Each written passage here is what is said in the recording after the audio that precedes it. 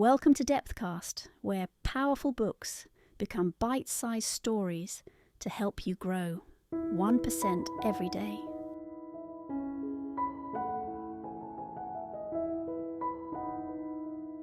Famous psychologist William Damon pointed out that in today's society there is an increasingly common feeling among the youth, which is the feeling of drifting. What is the feeling of drifting? It simply refers to a state of dullness where one cannot find direction, motivation, or meaning in life. It is like an invisible shackles imprisoning the soul of the youth.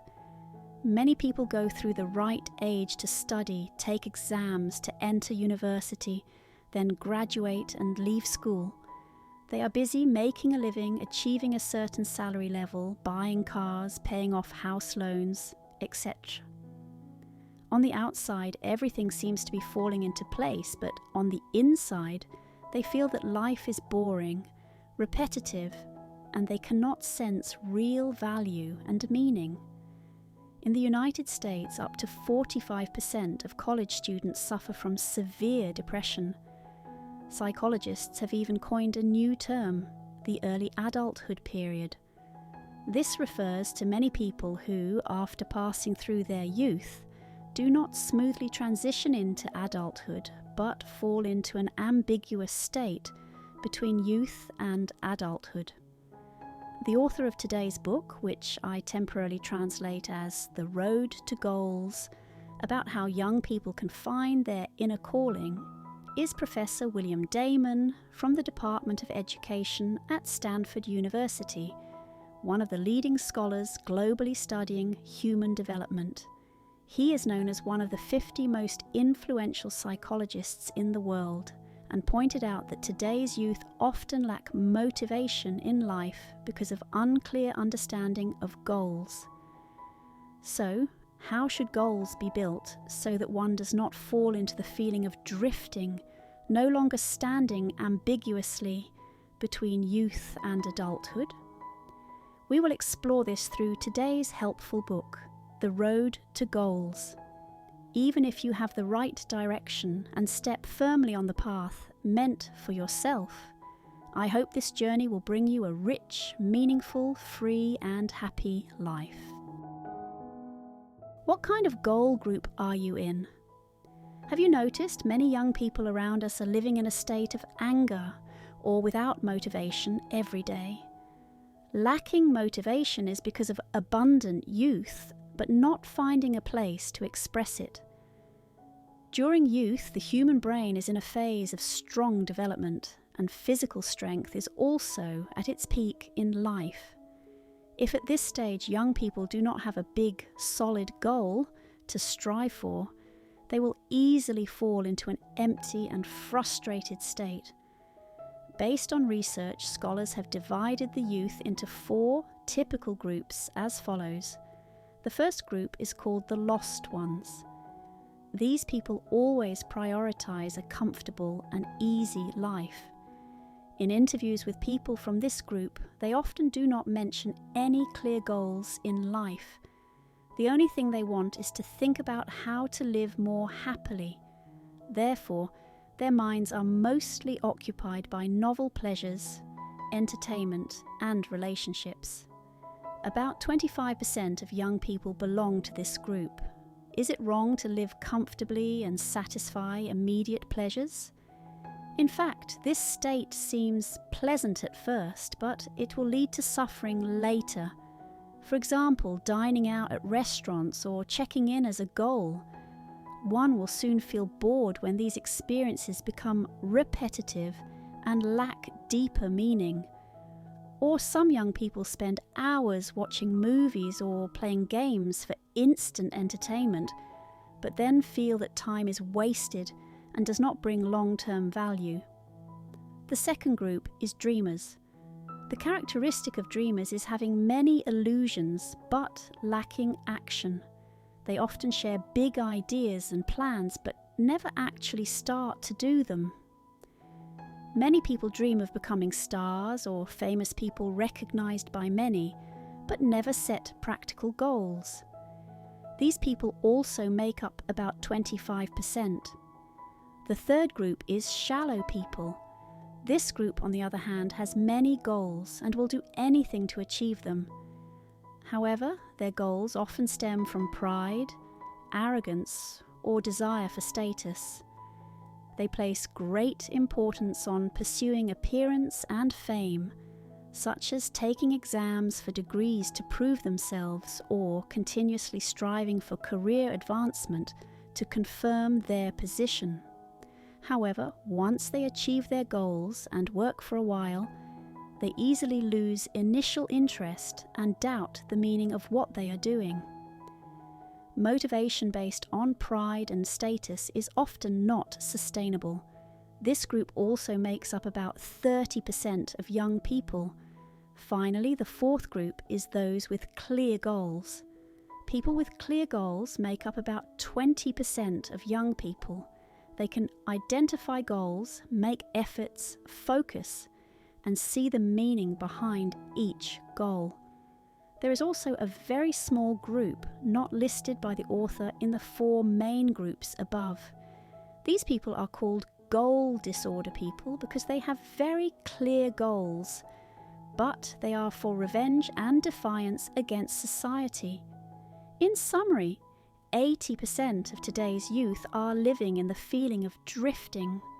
Most people in the 2 states either do not have goals or have too many goals, but they are not the right direction.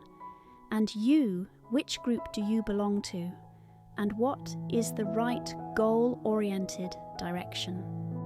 What is the right direction for a goal?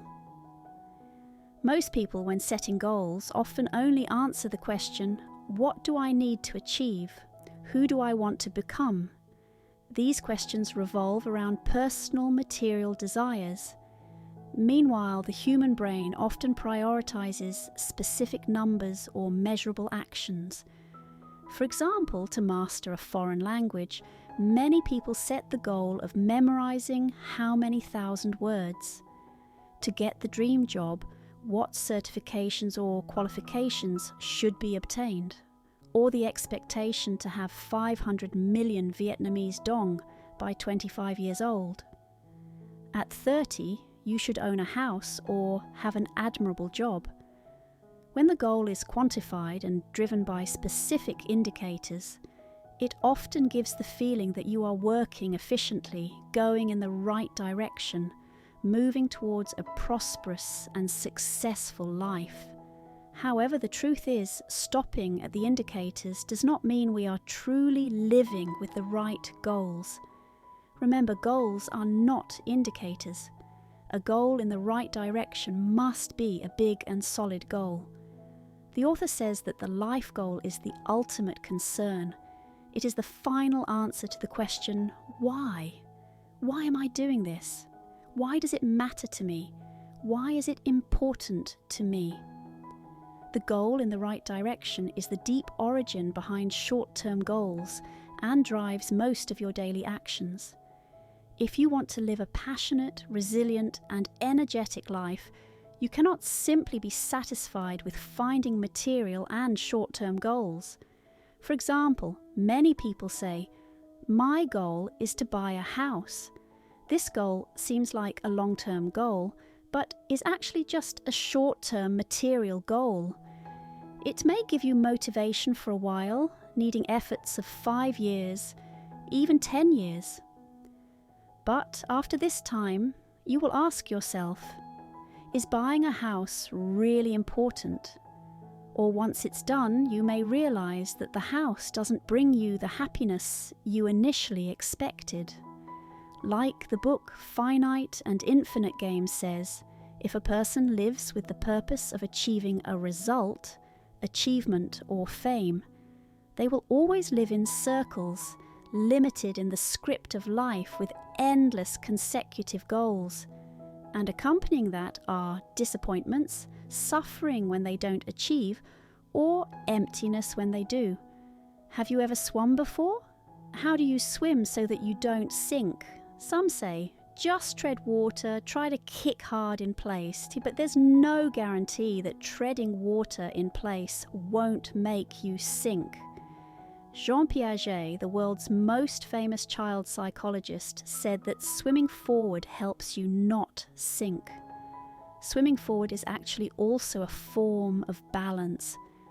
When you find a direction in which you can continuously exert effort and move forward naturally, life can be truly easier and more balanced. Many of us have overlooked this, always feeling that balance comes from trying to tread water in place. After achieving a certain material goal, they strive to hold tightly to the results, hoping that life will stay at the present without any unexpected events happening to them. At that point, you will feel yourself drifting, frustrated, and unable to go anywhere. Therefore, the author points out that a solid goal must come from the calling within. This is the right direction for life. Before setting a goal, you must have the right direction. It is extremely important, more important than any specific action indicators. If there is no proper direction, the goals that you set will only make your whole life struggle and feel empty with short-term materialistic goals. In the end, for everything, only a drifting feeling remains. A goal that comes from the call within the heart is a goal where you see that what you do is meaningful to yourself and also meaningful to the world around you. This is the unification of personal vision with social goals. The great psychologist Adler, in the book What is the Meaning of Life, also said that you must unify your goals with the goals of society. This is a noble goal, and this goal truly has value and meaning for your life. The nobility here is not about doing something great for humanity. It can totally be a normal job. For example, the author once went to a restaurant in a small town, and he realized that the food here was not that good. But this restaurant has one characteristic, which is that it hires all young people from the town as waitstaff. Some rebellious young people after a period of training, or they start to care about others and become good citizens. People were curious and asked the owner here. The owner said that our mission is to let customers enter hungry and leave with joy. In other words, the service that this restaurant provides is not aimed at making high profits, getting tips, or saving maximum investment, but to bring joy and solve problems for customers. If any job that you do can help and change others, that is when you are going in the right direction with the call within you, and you have found the truly noble purpose and meaning. We need to pay attention that a big goal following the call must satisfy 3 conditions: ability, meaning, and joy. These 3 things combined are the call within you. First, we talk about ability. You need to have a realistic awareness of your own ability. That is, you need to self-assess whether you can perform well. Secondly, about meaning, you need to consider what problem your ability can solve for others. The third thing is about joy. You need to consider whether you can feel joy when using your personal abilities in this way. This principle can be applied to any career. Try to place 3 circles representing the 3 above factors and overlap them. The overlapping part will be where you find a sense of strength, a clear and complete direction in work and life. When a personal goal can be connected with a social goal, bringing you 3 important things: strength, continuity, and flow state. At this point, the call becomes a natural motivation within you, urging you to do the daily work willingly, happily, and with focus. The author gives a series of advice about the path to the right goal within you, including the following steps. First, conduct communication. enlightening with people who are not your relatives, family, or close friends. Second, observe how people with goals are working. Third, move toward the first enlightenment moment, which is to ask what important thing in the world needs improvement or repair. Next, there is the second enlightenment moment. What can I contribute to change the situation? This moment will help you realize your own strength. Fifth, identify your goal and start doing something. In the book, there is a story that moved me deeply like this. A 6-year-old boy, after coming to Africa, had the goal of raising money to drill wells in Africa. The boy started participating in a series of diverse activities. First, he earned pocket money on his own, then called for donations, and carried out a long-term campaign called the Ryan Wells. When Ryan entered his teenage years, he had raised money to build hundreds of wells in Africa. If a person, since childhood and youth, finds a goal that cares about society and is ready to strive for it, then they can truly create miracles. Continuing this process is step 6, receive support from family. 7th, increase effort creatively and create influence to pursue the goal. 8th, grasp the necessary skills to pursue the goal. 9th, improve execution ability. 10th, become optimistic and confident. 11th, commit to the goal for the long term. 12th, apply the skills and personality traits nurtured in the process of pursuing the goal and in other areas of life.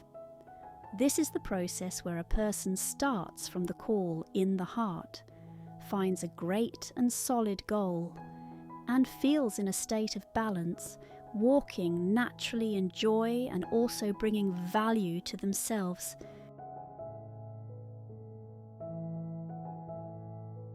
A sustainable goal also needs a sustainable mentality. The journey to the goal does not actually require you to struggle and fight, but if you do not maintain a pure mindset, it will forever be distant. The first mindset you need when building a goal is to overcome the culture of instant success. The culture of instant success in today's society is truly strong and very scary. Everyone is asking the question, how much is needed to achieve financial freedom? Generation after generation, people always set different material values. Nowadays, among the youth, the top value is achieving financial freedom. Of course, there is nothing wrong when everyone has the right to pursue financial freedom. But if the whole society places achieving financial freedom as a priority, then that will be a problem.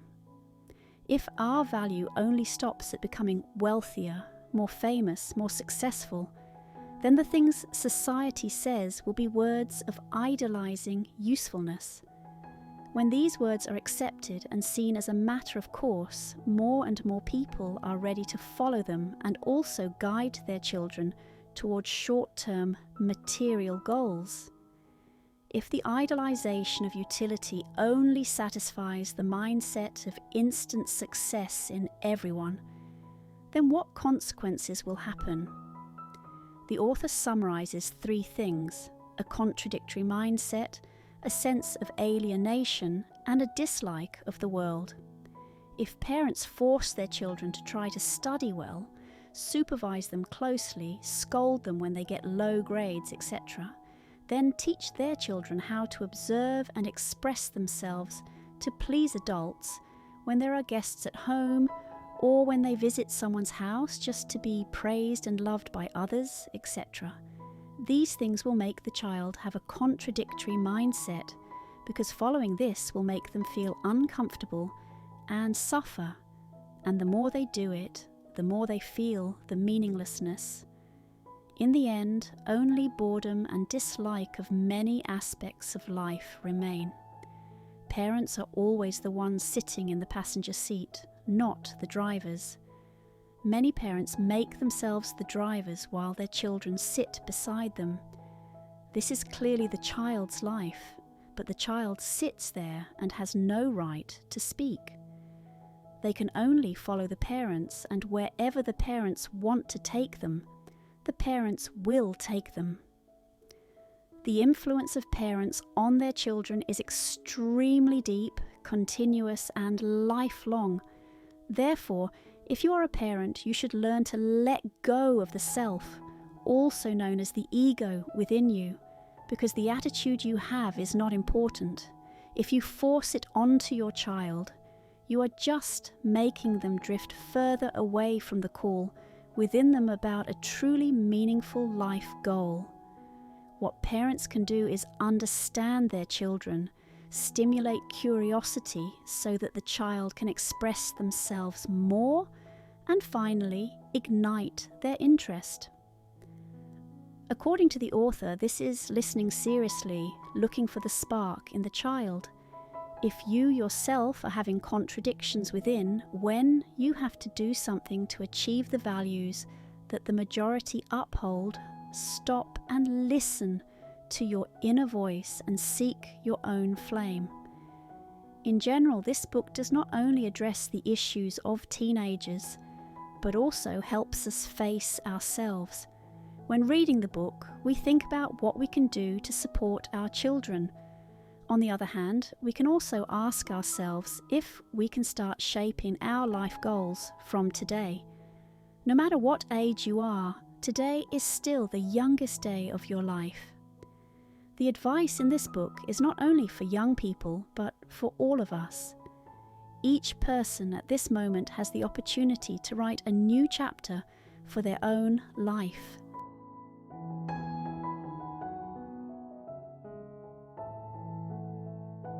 If this book sparked something in you, take a moment to like, subscribe, and share it with someone on their growth journey.